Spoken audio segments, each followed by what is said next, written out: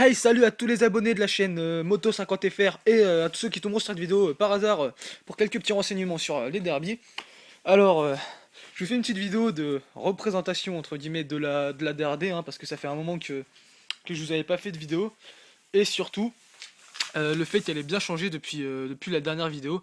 Alors je sais plus c'était quoi la dernière vidéo, ce que j'avais mis dessus. Je crois que c'était celle-là où je venais de monter ma plaque phare ou un truc comme ça. Alors déjà c'était une plaque phare assez moche, comme pas mal de vous me l'avez fait remarquer.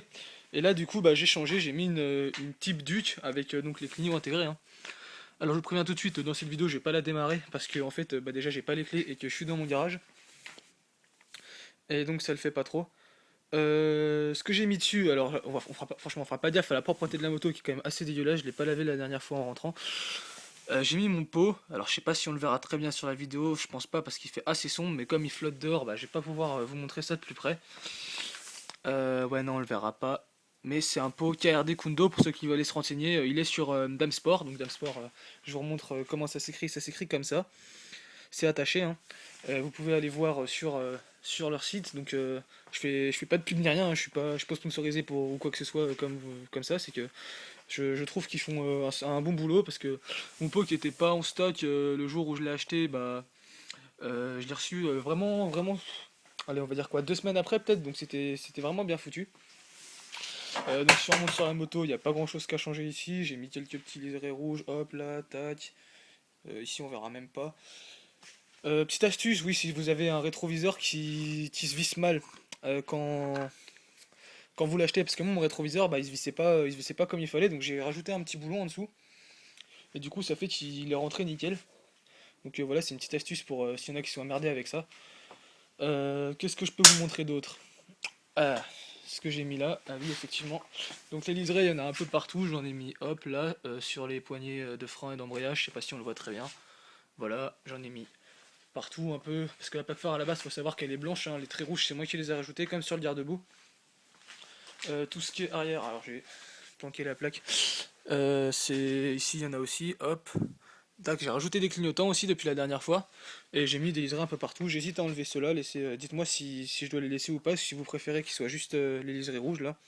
Sur les deux côtés. Enfin, je vais un peu me servir de votre avis en même temps. J'en ai mis une petite bande là. Donc là on la verra pas, mais il y en a une ici. On la verra très très légèrement pour ceux qui la verront.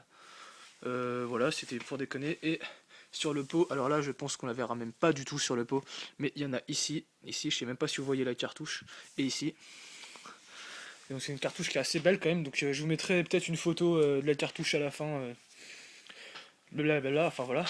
Je suis toujours en cylindre d'origine, j'ai juste mon pot, un gicleur et un pignon de 14 si je me trompe pas. Je prends un bon 100-105, donc c'est vraiment un très bon pot pour ceux qui le veulent, surtout sur cette DRD. Donc putain j'ai bugué. Forcément il est aussi montable sur les Xtreme et donc tous les moteurs Euro 3 et peut-être l'Euro 2 mais je suis pas sûr parce que ça m'étonnerait, c'est pas le même roue ici je crois.